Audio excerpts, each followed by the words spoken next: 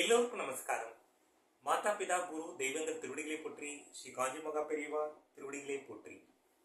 உள்ளத்தால் உள்ளலும் தீதே பிறன் பொருளை கள்ளத்தால் கல்வேம் எனல்.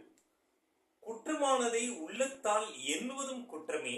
அதனால் பிறன் பொருளை அவன் அறியாத வகையில் வஞ்சித்துக் கொள்வோம் என்ற எண்ணத்தை நாம் வைத்துக் கொள்ளக்கூடாது. வள்ளுவர் பெருமானின் அறநெறிகளை பின்பற்றி வாழ்க்கையில் நாம் முன்னேறுவோம். இந்த வார துக்ளக் இதழில் வெளிவந்த எல்பிஜி கேஸ், அதை வைத்துக்கொண்டு எதிர்கட்சிகள் நடத்திய ஒரு தரம் இல்லாத நிகழ்வினை பற்றியும், இந்த எல்பிஜி கேஸ் சிலிண்டர் பற்றிய இந்த போரினால் என்ன விளைவு ஏற்பட்டது, அதை எப்படி நமது பாரத பிரதமர் மோடிஜி அவர்கள் சமாளிக்கிறார் என்பதை பற்றி ஒரு கட்டுரை வந்துள்ளது இந்த இதழ் துக்ளக்கில். அதை நாம் இப்பொழுது காண்போம்.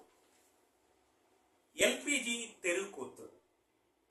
தெருக்கூச்சலிட்டு நாடாளுமன்றத்தை முடக்கி தெருவில் கொடி பிடிப்பது போல் நாடாளுமன்ற வளாகத்தில் பேனர் வைத்து போராடுவது சமீப காலமாக எதிர்கட்சி தலைவர் ராகுலின் அரசியல் சாசன பாதுகாப்பு பணியாக தொடர்கிறது. தேர்தலில் போட்டியிட்டு நாடாளுமன்றம் செல்ல முடியாதவர்களே தெருக்களில் கூச்சலிடுவார்கள். ஒன்றல்ல 2 தொகுதிகளிலிருந்து மக்களால் தேர்ந்தெடுக்கப்பட்டு நாடாளுமன்றத்திற்கு சென்றுள்ள ராகுல் நாடாளுமன்றத்தையும் அதன் வளாகத்தையும் நடுத்தரு நாடக மேடையாக மாற்றியிருப்பது மிக துரதிருஷ்டவசமானது. அவரது சமீபத்திய நாடாளுமன்ற நடுத்தரு நாடகங்களில் மிக வியப்பானது, அவர் கடந்த வாரம் மத்திய ஆசிய போர் காரணமாக இறக்குமதி தடைப்பட்ட சமையல் கேஸ் பேனரை வைத்து மோடிஜி அவர்களின் அரசுக்கு எதிராக நாடாளுமன்ற வளாகத்தில் நடத்திய தெருக்கூத்துதான்.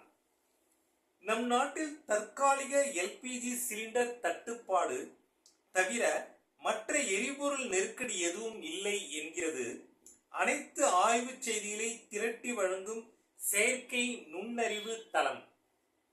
உண்மை நிலையை கூறாமல் பரபரப்பு செய்திகளை தரும் டிவி சேனல்கள், சமூக ஊடகங்கள், மீம்ஸ் படைகள் பொறுப்பற்று நடப்பதால் எதிர்கட்சி தலைவரால் நாடாளுமன்ற முகப்பில் நாடகமாட முடிகிறது என்பதை எடுத்து கூற வேண்டியது நமது கடமை. நமது நாட்டிற்கு தேவையான சமையல் கேஸ் எல்பிஜி சிலிண்டர் 40% நமது உள்நாட்டு உற்பத்தி மூலமும் 60% இறக்குமதி மூலமும் நமக்கு கிடைக்கிறது.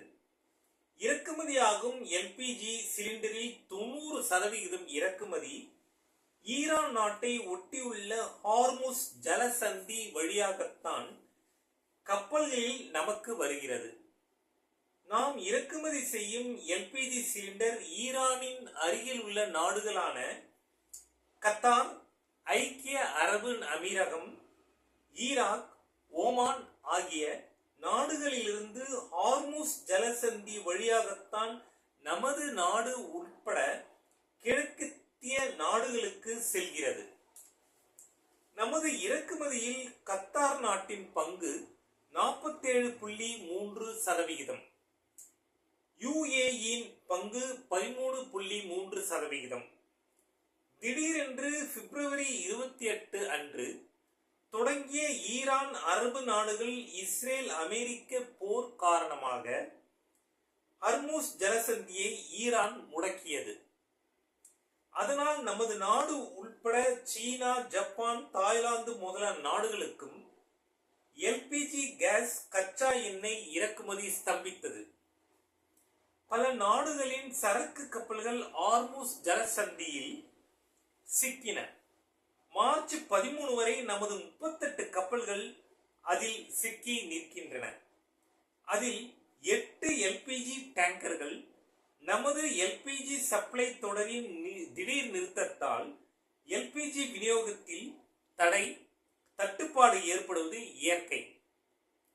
எதிர்பாராத ஈரான் போரினால் ஏற்பட்ட இந்த தட்டுப்பாடு காங்கிரஸ் ஆட்சி செய்தாலும் தவிர்க்க முடியாதது என்பதை 10ஆம் வகுப்பு மாணவன் கூட எளிதாக கூறிவிடுவான். நிலைமையை சமாளிக்க என்ன நடவடிக்கை எடுத்திருக்கிறீர்கள்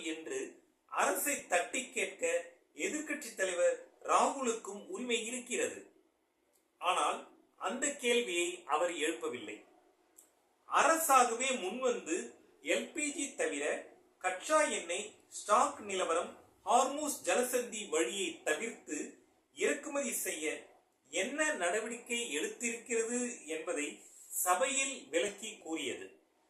அந்த கப்பல்களில் சிக்கியுள்ள 778 மாலுமிகளின் பாதுகாப்பை உறுதி செய்ய நடவடிக்கைகள் எடுத்து வருகிறோம் என்றும் கூறியது நமது மோடிஜி அவர்களின் அரசு.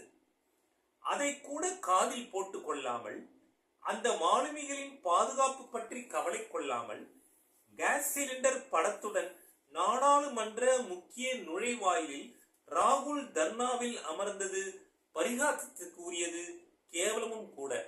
இதன் அடுத்த பகுதியை நாளை காண்போம். ஜெய்ஹிந்த்.